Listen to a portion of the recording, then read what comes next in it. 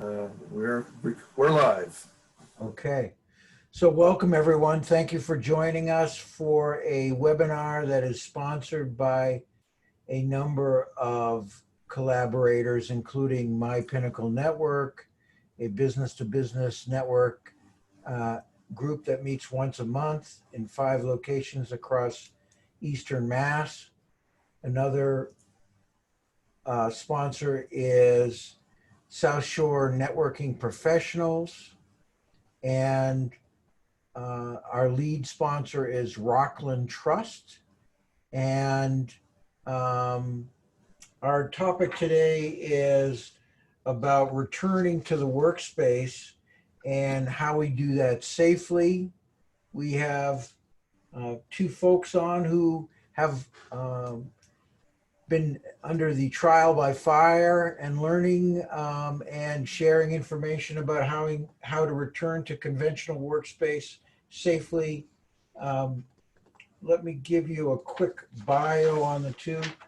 Steve Wilson is the founder of Office Furniture Consulting, founded in 1990. He sells both new and used furniture and provides a lot of consultation around that, including space planning and also setup of that furniture. Jay Nuss is also with us from J. Nuss Realty. He has been a commercial real estate broker for over 35 years, specializing in leasing office, industrial, and mixed use properties in Greater Boston. And in particular, he knows a lot about environmental issues around property as well. And what I thought we would do is have a quick introduction and greetings from Joe Mosier, who is a loan officer with Rockland Trust, a friend and a colleague, and a guy who knows how to connect people well. Joe, welcome. Please provide some comments. Great. Thank you, Steve. Hello, everybody. Good afternoon. Joe Moser. I'm a business development officer with Rockland Trust. I've been in banking for over 20 years, specialized in business banking, commercial lending, and building relationships and making connections, as Steve had mentioned. Rockland Trust is a full-service commercial bank headquartered in Massachusetts, and Rockland Trust is a very convenient place to bank. You know, we have approximately 100 branches throughout Greater Boston, South Shore, Cape and Islands, Worcester County, and Rhode Island. We've been rated the #1 bank in Massachusetts by Forbes magazine. We've been named the Boston Globe's top place to work for the 11th consecutive year. And we've been very busy helping local businesses kind of get through these challenging times. We have funded almost 6,000 PPP loans, which equates to about $800 million funded to local businesses in Massachusetts. And we are still accepting applications until August 5th.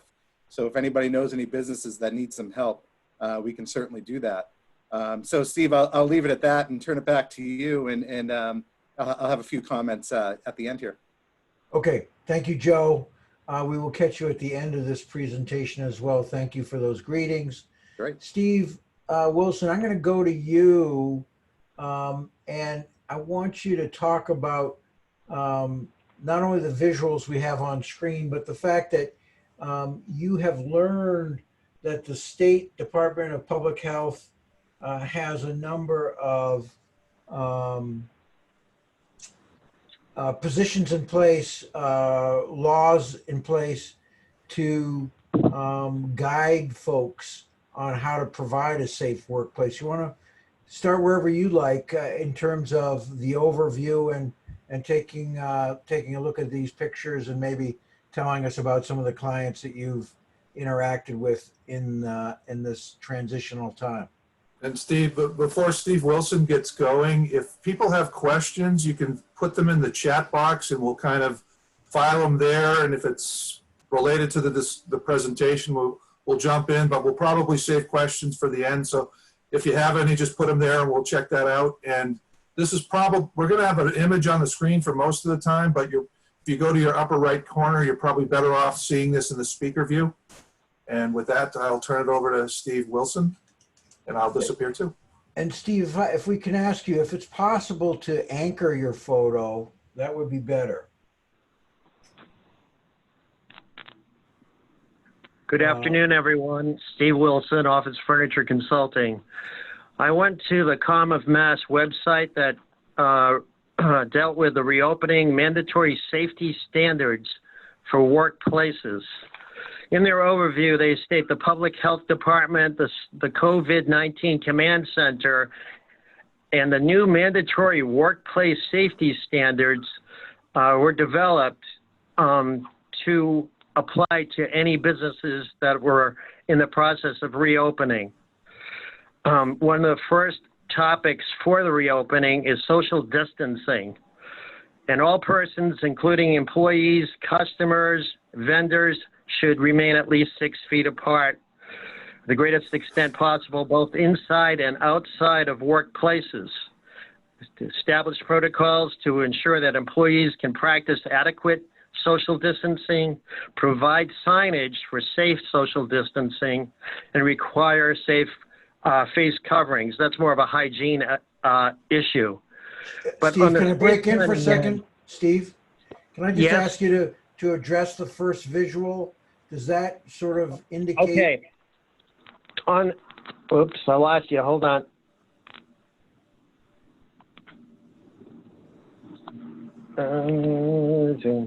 Steve, On the first visual, this is a virtual ideal situation where everybody's an island. One thing that's bad about it is that it doesn't have any panels to help cut down on breath and transfer of virus particles. Another thing that would, it's not cost effective because it's an expensive way of dealing with it. So ideally, it looks pretty good, but cost effective, no. and The when you next say that, visual, Joe, are you saying that cubicles make more sense than individual spaces? yeah, I think cubicles, the panels are going to be higher now. Before, everybody was liking the shorter panels. It was a big rage.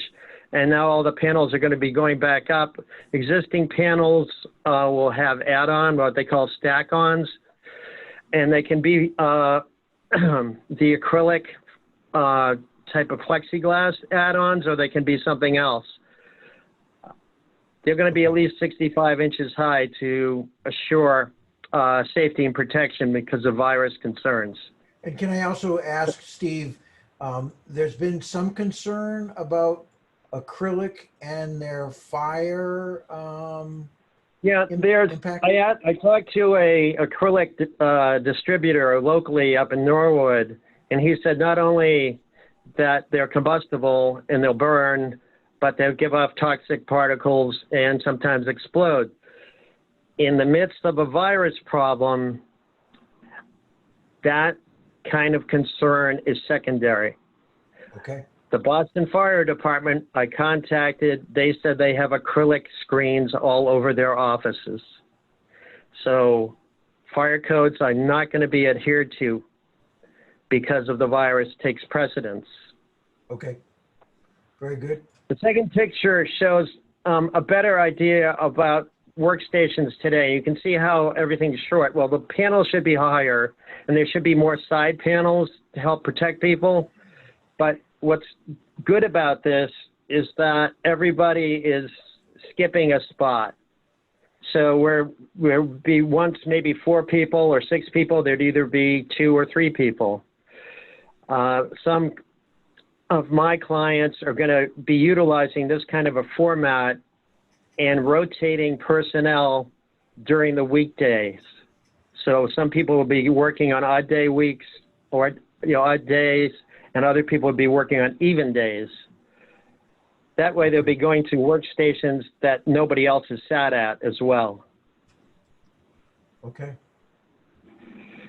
Now here's a big cluster of low paneled workstations, but at least there's people that are sitting far away from one another. This is one idea. Again, panels should be a little higher. When you have that many aisles, you probably create aisles that are going to be one way, going one way, just like the supermarkets do. And a lot of workplaces that don't have that kind of a big space will have to determine how to handle aisle traffic. That'll be part of the protocols. Steve, is there some mathematical equation of people to square feet of office space? You have to assure at least 6 feet apart, so it's going to vary from space to space. But I think mathematically you could probably work out a formula. I haven't gone through that exercise. Okay. Very good. This shows a conference table and how people are distanced. They aren't using a plexiglass or a acrylic screen, it looks like in that drawing, but they should be. Maybe it is there. But that's what you want to do. You want to have person down the end, another person down towards the corner, and not facing one another. Next picture is a acrylic screen that I put in at a lawyer's office in Quincy, and they covered one end going across and the other end going lengthwise. And they distanced their chairs to make sure that people were in a safe space away from one another. Okay. And you want to talk about hygiene protocols in general? Yeah, please. It's spelled out at the website and the overview of what we were speaking of before, that the dispensers should be placed at convenient places every 40 or 50 square feet, making sure there's plenty of dispensers, as well as hand wipes, and make sure that there's plenty of face masks available for people. And then they went through procedures about making sure that any common areas, workstations, conference rooms, also break areas are cleaned 2 or 3 times a day. Okay. And And then, go ahead, I'm that sorry. was a major part. Go ahead, sorry. And then staffing and operational considerations? It spelled out that they have to provide training for employees regarding social distancing and hygiene protocols. And any employees showing any symptoms of COVID would not report to work, and establish a plan for employees getting ill from the COVID-19 at work, and then a return to work plan. Now, I think that's kind of ambitious and kind of vague, so I'm not sure how people are going to handle that and the insurance implications of that. Right, okay. Well, very good. Anything to add, Steve, before we go on to Jay? Yeah, I have a client that has been trying to open up from the last, since May. They ordered furniture and it's been on hold because the building is still under construction. They're still having trouble getting permits. There's a big backlog. We had done a design of 3 workstations along a wall together. And I asked the client what's going to be the best, how they're going to handle that. We can't really allow people to sit alongside one another. And she was going to stagger the workforce, having people work at home as well in the office at varying different days, alternating days. So that was rather important. We did get plexiglass, and I had to find out from the city of Boston if it was permissible. And so that was a personal experience I had to deal with the virus, and going there with a mask and washing all the time just to measure the space and make sure that it came out well. Okay. So we did have a question from somebody in the audience. Steve Wilson, can you clarify the conflicts between the fire code and safe configuration? Well, I asked the town of Quincy about the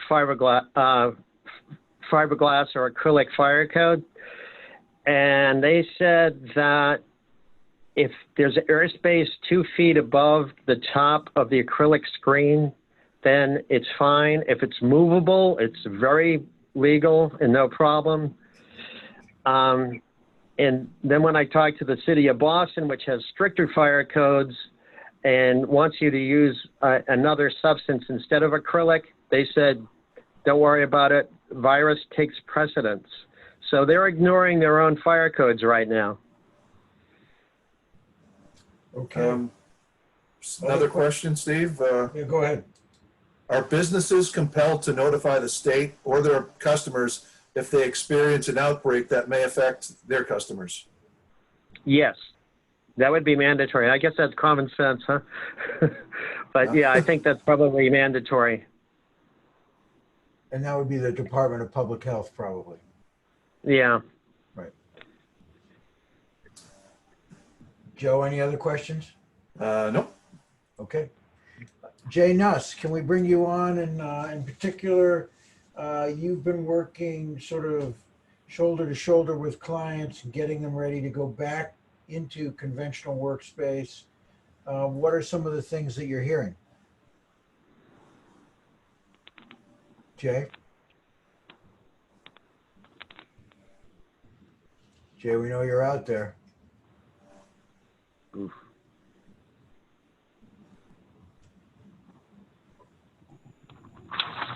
Should be unmuted. Yeah, there we go. No, he's there. He's there. We can hear you now, Jay. Okay. So in terms of, I've been asked to speak to the market, and at least in terms of what we've seen for the last couple of months or so, the industrial market is holding very strong. And one would assume that given the strength and the emphasis on distribution and warehouse space. Office space is a real conundrum. Literally, we've had, I don't know how many attorneys, CPAs who worked for companies in Boston. And when they were asked to come back to work, they decided to either stay at home if they could make accommodations at home, or they're opening their own offices outside of the city. So rather than back to the city, it's amazing how many solo practitioners are leasing single offices. And there was a time when it was difficult, and it certainly took time to lease some of these single offices. But now I would guess we probably have no more than about 3 or 4 on the market. They're getting snapped up daily. And prior to the pandemic, what we saw, and Steve, I think you certainly alluded to it, the open space kind of WeWork model, that was in tremendous demand, short supply, and it's done a complete flip-flop. So within the last month or two, we've been leasing probably an office suite a week, and most of them have been all the hard-walled private office suites that really were a drag on the market before the pandemic. So it's totally flipped. And a lot of people certainly have asked, people like experts like Steve, what about space? Are companies, especially office users, going to be need more or less space? And it seems like the jury is still out on that. Because while certainly there may be more employees, if you will, working at home, they need much more spacing and distancing in the physical location. So in some cases, it could be a wash. In terms of rent, I've got a few questions on what's happening rent, and it really depends on the sector. I won't even attempt to discuss retail, because everyone knows what's happening with retail. But what I've found in office, and to a degree, even industrial, on average, and I know averages can be dangerous to rely on, but on average, I've seen about 25% reductions in rent. And the reductions are usually a result of negotiations between the landlord and the tenant. Some landlords immediately, that first month, say in March or so, they immediately stepped to the plate and offered forgiveness from anywhere from 30 to 90 days. Others offered not forgiveness, but they offered deferment. Some offered deferment up to as long as 6 months. And those are usually well-heeled landlords, multiple property owners who have equity in their properties, if they can frankly afford to offer those discounts, offer those deferments. So, and the beat goes on really every day. We're assisting people negotiating with landlords. And certainly the focus for the most part has been with tenants as opposed to landlords. Tenants need the help, they need the hand holding, they need to know what's going on in the market. Many of them are actually downsizing. Actually the first week or two in the pandemic, there was a specific company call, and the company had, let's say, they had 20,000 square feet, and it was, what do I do? I'm going to sink within the next 6 months. So the suggestion was, and they wanted to stay in the building, and they needed a physical presence.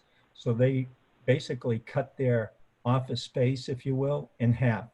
So they divide it in two, and certainly, at least the landlord at that time was only receiving half the rent, but that other space at least is leasable, and there's a good chance that the landlord's going to be made whole. So there's a real mixed bag. It runs from A to Z in terms of what's being done between tenant, landlord, space reduction, tenant forgiveness, rent forgiveness, rent deferment. It's just all over the place. What about the numbers of people returning to conventional workspace? Are you hearing any numbers or percentages of those who will return to some of the bigger buildings downtown or just outside? It seems, Steve, if I know the averages are dangerous, and Steve Wilson has probably seen the same. I'm seeing about, again, 25%. In some cases, maybe 50%. It's just a hybrid. Some are being invited back, but the employees certainly prefer to work at home. So they're given the option. But I'd say if you had to run the numbers, it's probably 25%, and it looks like the same holds for the city and the suburbs. And I'm Okay. sure that's going to be off from market to market. And what do you hear for percentages of partial remote work versus going into the office? I'm hearing the percentage is about 50%. That they will have a hybrid. Yeah, a hybrid. Right. Yeah, Oh, some in the office, some at home, rotating shifts, etc.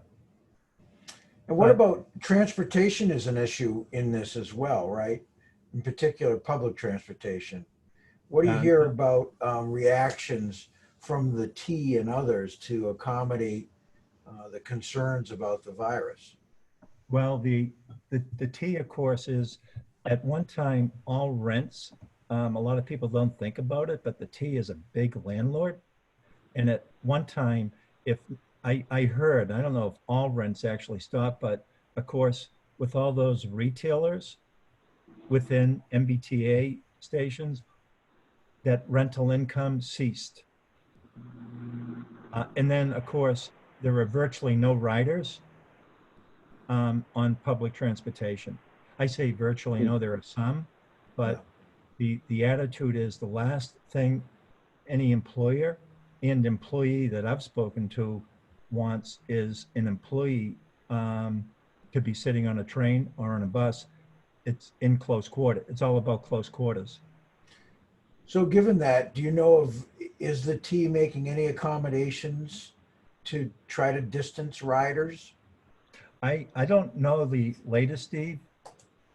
I certainly know they're working around the clock, developing the plan for back to work issues such as spacing. And right now, I'm really not sure. I'm assuming that it's not in place yet. I think if it were in place, ridership would be more than it is right now. And so given that, wouldn't parking in Boston be even at a greater premium if people want to come in their own safe personal vehicle. Yeah, and I tested it out, Steve. We were called in to look at office space occupied by a current tenant in the, actually in the Beacon Hill area. And this was literally on a weekend, and you couldn't find a parking space. Right. I think that's a You know, continued, yeah, expanded problem. yeah, the few employees that certainly are back to work, you never know what day is going to be the busy day now because of the hybrids. Right. You could go in on a Sunday and find no parking. Hmm. And then also Uber and their competitors, any impact there? I don't know, Steve. I'm embarrassed to say you probably won't have me on again, but I've never been in an Uber car or a Lyft car. I think most of us will say you're not missing much. Uh, I have a hard time turning on my video. yeah, okay. And then what about, in what's the prognosis? I mean, the theory is that maybe by January we'll have some antidote to the virus, and we will return to some kind of normalcy. How does that impact real estate? That in effect we're looking at potentially a short-term problem. Well, it's interesting, Steve, because we're dealing with a lot of experienced property owners and tenants to a degree on a daily basis. And the word to a person has been confused. Literally, it's who knows which way it's going. But what I've in the past week or so, I've noticed a renewed concern on the part of owners and tenants of the spike. So they were certainly confused before, and Yeah, I hate to use the word fear, but yeah. uh, yeah, it's indescribable. The different feelings that people have because of the spike, and it appears that the spike is heading north. Ouch. And so, in terms of our audience today, who might be potential renters or buyers of commercial space, are they in the driver's seat? It depends, Steve, if they're in the market for office space, probably are, depending on the size of the office. If they're looking for large blocks of space, they're definitely in the driver's seat. Yep. Small blocks of space, not so much. In industrial, the landlords, especially smaller industrial, say under 25,000 square feet, landlords are in the driver's seat.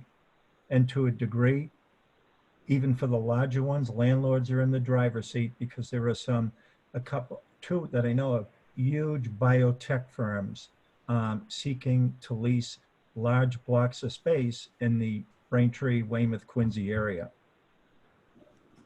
It's very, very tight, as you would expect in biotech, given what we're dealing with. Right. Hmm. Okay. And any other trends that you see in terms of niches that are moving in or moving out? Well, what I'm seeing, Steve, is it's interesting. Those that made it through the recession in '08 through roughly maybe say 2011, 2012, many of those property owners are now in their 50s, 60s, and they weren't necessarily planning on an early exit strategy before the pandemic hit, but certainly on a weekly basis, I'm literally evaluating and doing valuations for properties owned by these particular individuals who their thinking is get out now, frankly. So put the property on the market now and sell it now. They don't want to have to rebuild having lost maybe half of their tenants or half of their business at, at the age in the 50s and 60s. They made it through. Granted, not unscathed, but they obviously made it through the '08 financial crisis right up to 2020. But this one has put the brakes on, and many of them are interested in selling. So that's certainly going to help. It's not going to flood the market, I don't think, but I certainly think it's going to help balance the supply demand curve. And then, Jay, go ahead. I just want to ask a question, Steve. Jay, one of the trends prior to the pandemic that was hot was shared space, shared workspace. What has happened to that trend in the pandemic, and where do you see it going beyond that? Yeah, that's what I referred to that earlier as what I call WeWork space. And if you can get the spacing, fine. But then you have to rebuild the plastic around it. And that's why immediately virtually all of our hard-walled offices were leased. I mean, we still have some, but it was amazing. So yeah, and what did they just free up? My understanding is WeWork just turned back it was a new lease. I don't even think they occupied it. They turned back 165,000 square feet of space. They take big chunks of space in Los Angeles. So it's spacing. It's spacing, collaboration, etc. And what about in another sector, both retail and restaurants? What's going to happen to those spaces and the availability and the cost of those spaces for those who are brave enough to step in? That's confusing also, Steve. We happen to have our restaurant expert in the audience, Steve Gilman. Steve, if you want to unmute and respond to that, we'd be happy to hear from you. Yeah. Yeah, there's certainly a glut of restaurant space coming online. And for established multi-unit operators with deep pockets, they have a lot of leverage right now and can command a much better rate than they probably could last year. But it's also a much more volatile industry, and a lot of landlords are leery about startups. Yeah, and that's from the restaurant standpoint, and which makes a lot of sense. And it's hard for them to get enough outdoor seating and indoor seating. They're limited to what, 50% or something. Yeah, in indoor seating, I think it's 50% at most. Some towns it's even less. And we're seeing a lot of restaurants that have temporary outdoor seating. They're taking over space in parking lots, and a lot of them are barely breaking even doing it that way. And also, retail was also experiencing challenges before the pandemic, that they were getting beaten down by online plays. They were having trouble competing on price and selection and even convenience. Do you see anything happening in the retail space? I mean, the retailers are certainly struggling, not quite as much as the restaurants.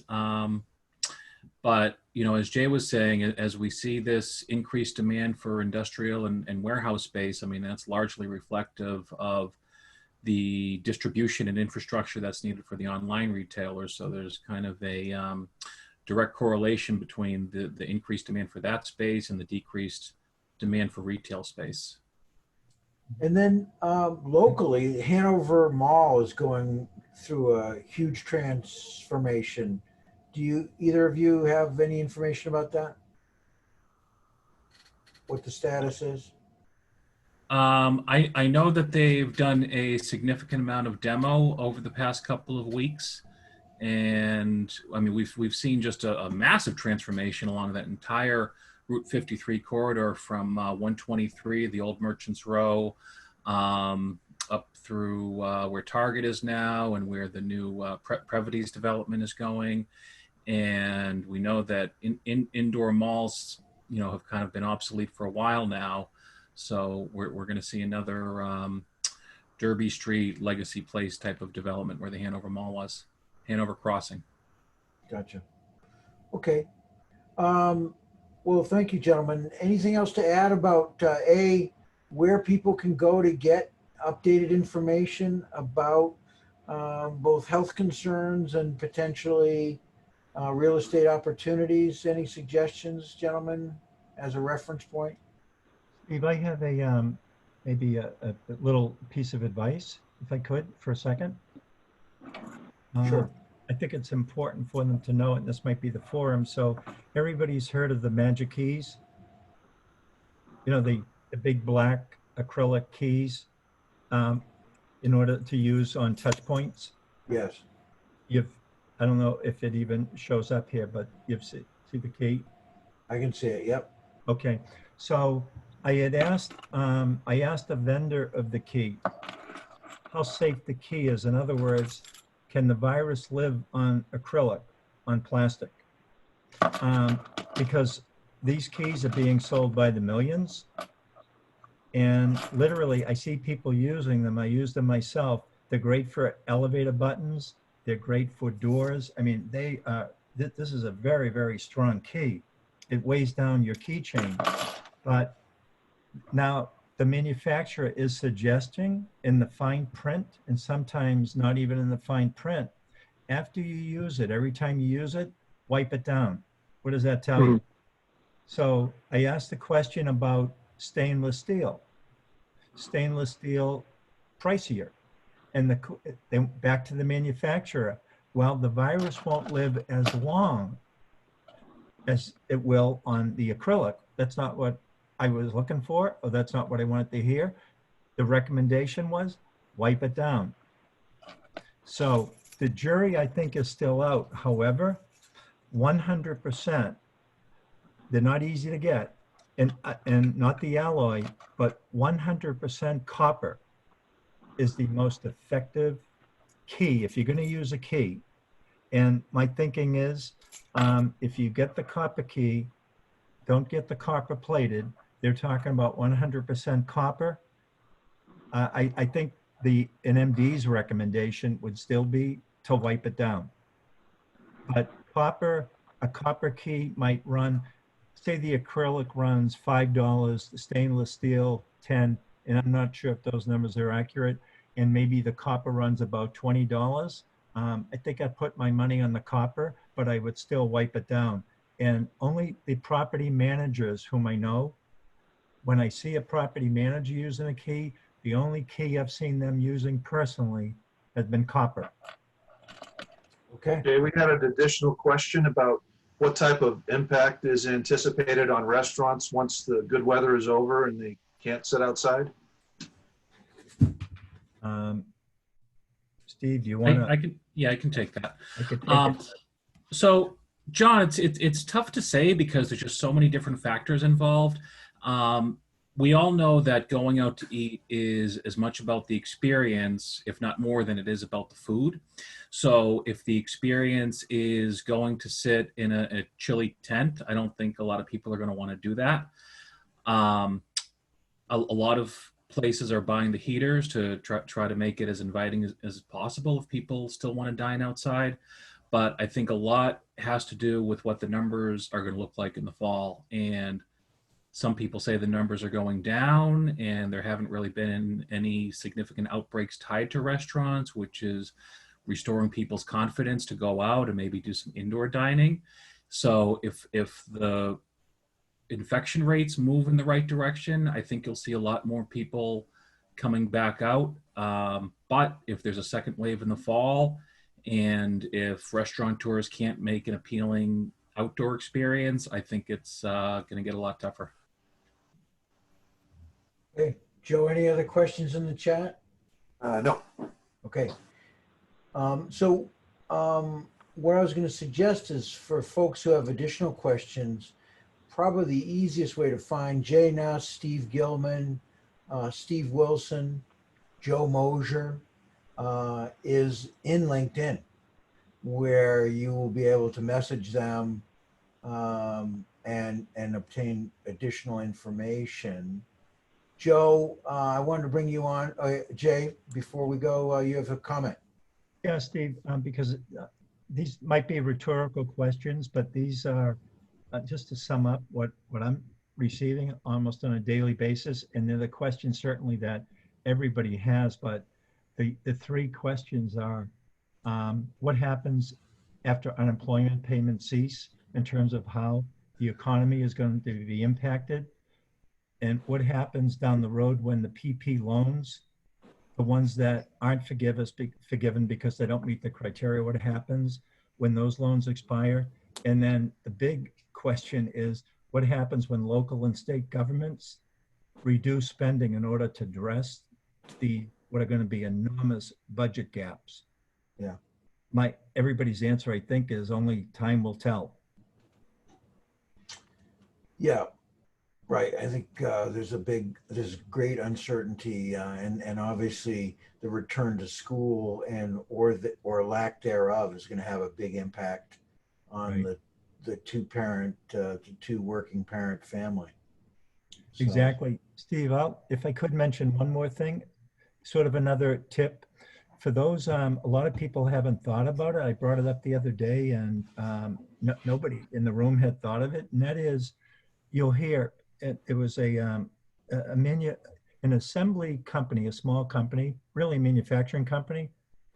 That's their classification, but they assemble products, and they closed their local operation, and it wasn't a big operation, and that person moved it into a barn, a large barn behind their home. And my question is, I mean, insurance is one thing, but my question always is, what about zoning? It's not a permitted use. It's definitely a zoning violation. The single or two office in a home, different story. And most of the bylaws and most of the communities that I'm aware of, they address live-in workers, office users, etc. But you've got to be really careful to bring a non-office use on a property when, if you're bringing it home, most homes probably in the Commonwealth are in residential zones, or at least zoned residentially and not commercial zone. At least it's something to be aware of before you get the knock on the door from the building inspector and a cease and desist. right. Okay. Thank you. And happy, if anybody ever has a questions, we've got all the zoning bylaws. You could always fire it off and we'll double check it for you. Okay. Thank you, Jay. Okay. All right, Joe, some parting comments? Thank you, Steve. Jay, that was excellent. Great information. Steve Wilson, thank you. Also like to thank Lois Druckman, Matt Phillips from South Shore Networking Professional Group, and Steve Dubin, Joe Dioramo, My Pinnacle Network. This is a great partnership. And as both organizations and people share those same values as Rockland Trust, where, every relationship matters, right? And it's all about connecting and helping out business owners, helping out people, and building on a relationship and being a trusted advisor, right? That's really what we strive to be. And, Steve, Jay touched upon it, where, it's going to be some challenging times. There's a lot of unanswered questions and things that could happen, right? That we just don't know. And I think for everybody, it's a great time to connect with business owners and be an advisor and help them get through challenges they're facing. I mean, we have businesses that are growing, that we can still, we're there and we're helping them grow. But there's a lot of businesses who are struggling and they need some help and good advisors to take care of them, point them in the right direction and provide some support. So that's going to be important, here, and that builds relationships for the long term, So I'd love to connect with anyone on the call as well who I may not have connected with, or people who we haven't connected in a while. You can reach out to me on LinkedIn, Joseph Moser, Rockland Trust, and Thank you, Steve. And I think this is a great partnership with all organizations and business partners. Thank you. Thank you, Joe. So thank you, everyone, for participating, either as a panelist or as a guest. We will be having other upcoming webinars that we will make you aware of. This webinar we will make available to you electronically. We've taped it. And so you'll be hearing from us again. And thank you for participating. We look forward to meeting you and crossing paths in the near future. And with that, we thank you, and I wish everybody a great day. Thanks, everybody. Thank you, Steve. Take All care. right.